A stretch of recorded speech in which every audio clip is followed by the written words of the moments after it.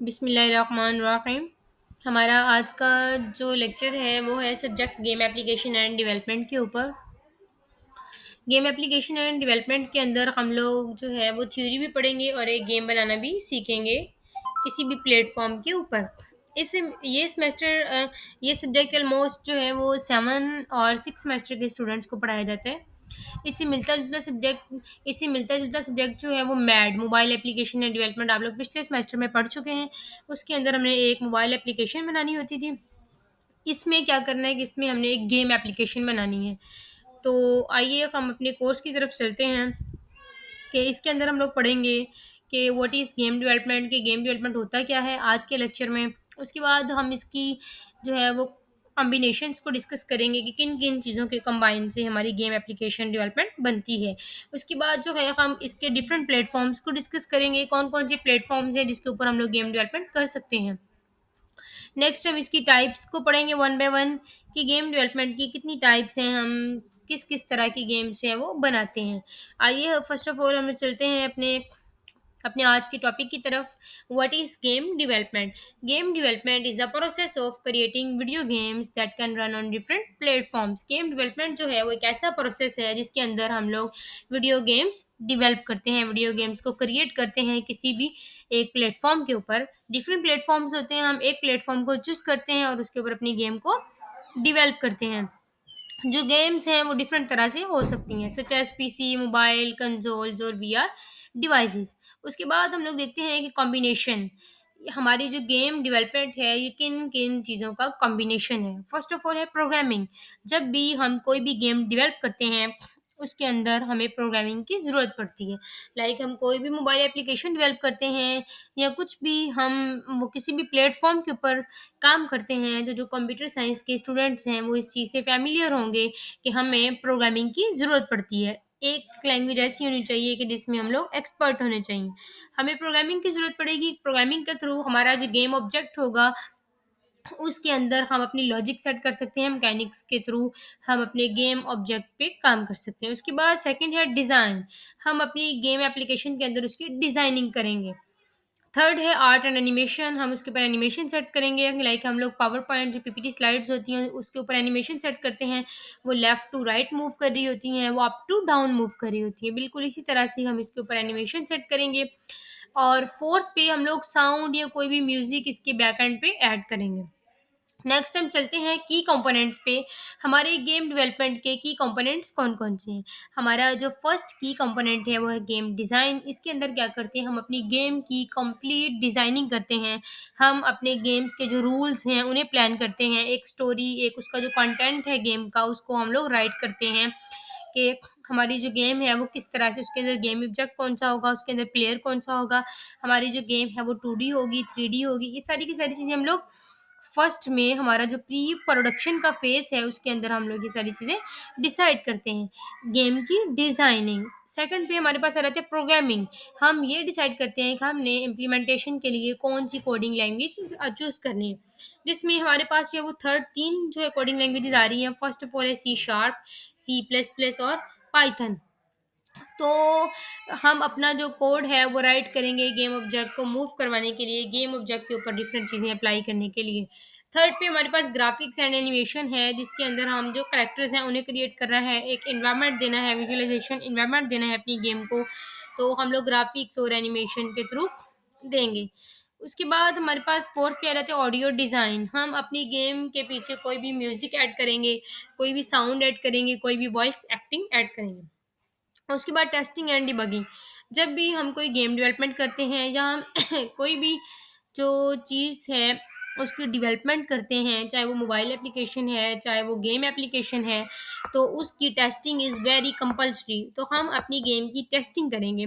Last पे हम ये देखेंगे कि हमारी जो गेम है वो एरर फ्री है, क्या वो प्ले करते वक्त हमारे कंसोल के ऊपर कोई एरर तो नहीं दे रही। Ensuring the game is free from errors and fun to play, कि हमें हमें उस गेम को प्ले करना आसान हो, उसमें कोई भी एरर ना हो।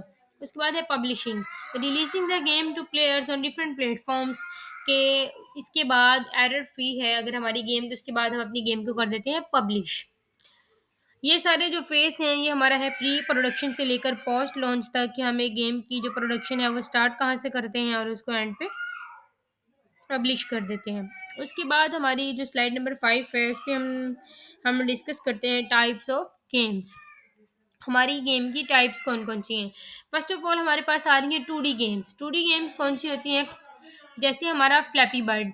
2D गेम्स होती हैं टू डायमेंशनल गेम्स। एक ऐसी गेम्स कि जो हॉरिज़ॉन्टल और वर्टिकल मूव कर रही होती हैं, ज़्यादा वो डेप्थ के अंदर नहीं जा रही होती। ऐसी गेम्स को हम कहते हैं टू डायमेंशनल गेम्स। जैसे कि हमारी ये जो फ्लैपी बर्ड गेम है, फ्लैपी बर्ड गेम के अंदर हम लोग क्या करते हैं कि हम लोग हॉरिज़ॉन्टल और वर्टिकल मूव करवाते हैं अपने एक बर्ड को। ये जैसे इसके आगे ये जो पाइप्स हैं ये बने होते हैं और इसके अंदर से हमने अपने बर्ड को मूव करवाना होता है।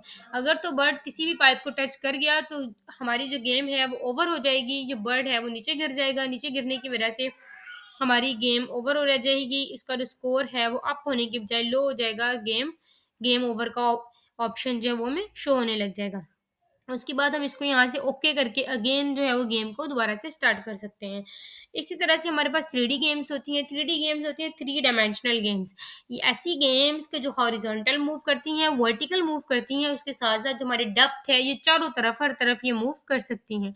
इसकी जो एग्ज़ाम्पल है वो है हमारी पबजी गेम। लाइक जो पबजी गेम है वो एक ऐसी गेम है जो कि हमारी क्रॉस प्लेटफ़ॉर्म गेम है और ये हम लोग जो है वो ये प्लेस्टेशन 4 के ऊपर भी खेली जाती है, प्लेस्टेशन 5 के ऊपर भी, मोबाइल के अंदर भी और पीसीज़ के अंदर भी। ये जो ये है, ये हमारी थ्री डायमेंशनल गेम है। उसके बाद नेक्स्ट हम लोग जो है वो डिस्कस करते हैं कंसोल गेम्स को। कंसोल गेम्स ऐसी गेम्स होती हैं जो एक स्पेसिफिक प्लेस्टेशन के ऊपर खेली जाती हैं। ऐसी गेम्स के जो मोबाइल या पीसीज़ के ऊपर नहीं खेली जाती, सिर्फ़ और सिर्फ़ उसके लिए एक स्पेसिफिक प्लेस्टेशन होना चाहिए। तो ऐसी गेम्स को हम बोलते हैं कंसोल गेम्स। इसके अंदर हमारी गेम्स जो हैं लाइक हमारी रेलवे स्टेशन है तो वो एक एक हमारी जो रेलवे ट्रेन है वो एक specific railway track railway track के ऊपर ही चल सकती है। वो किसी आम रोड के ऊपर नहीं चल सकती। इसी तरह से हमारी जो कंसोल गेम्स होती हैं वो एक स्पेसिफिक प्लेस्टेशन के ऊपर, एक्सबॉक्स के ऊपर ही रन होती हैं, वो मोबाइल या पीसी के ऊपर रन नहीं होती। उसके आगे हमारे पास मोबाइल गेम्स हैं, मोबाइल गेम सिंपल वही जो हम मोबाइल पे खेलते हैं लाइक कैंडी क्रश है, क्लैश ऑफ क्लैन्स है, हमारी स्नैक वाली गेम है। उसके बाद वीआर और एआर गेम्स। वीआर क्या है? Virtual reality. ऐसी गेम्स कि जिसके अंदर हम एक वर्चुअलाइज़ेशन एनवायरनमेंट देते हैं। एआर गेम्स वो होती हैं ऑगमेंटेड रियलिटी।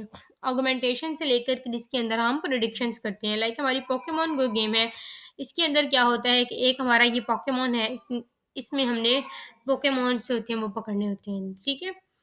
ये हमारी हो गई गेम की टाइप्स जिसमें हमने 2D, 3D और कंसोल गेम्स को डिस्कस किया। उसके बाद हम लोग आते हैं गेम डेवलपमेंट प्लेटफ़ॉर्म्स की तरफ।